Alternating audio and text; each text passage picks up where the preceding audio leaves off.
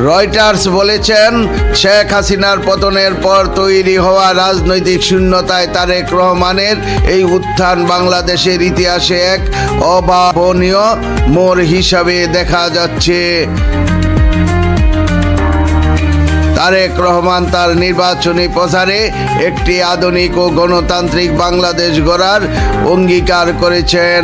তিনি ঘোষণা করেছেন যে ক্ষমতায় গেলে কোনো ব্যক্তি 2 মেয়াদের বেশি প্রধানমন্ত্রী থাকতে পারবেন না, এমন সাংবিধানিক সংস্কার আনা হবে যাতে স্বৈরতান্ত্রিক প্রবণতা রোধ করা যায়। এছাড়া তিনি দরিদ্র পরিবারের জন্য আর্থিক সহায়তা বৃদ্ধি, দুর্নীতি দমন এবং কেবল তৈরি পোশাক শিল্পের উপর নির্ভরশীলতা কমিয়ে খেলনা ও চামড়াজাত পণ্যের মতো নতুন শিল্প বিকাশের মাধ্যমে অর্থনীতিকে শক্তিশালী করার পরিকল্পনা তুলে ধরেছেন।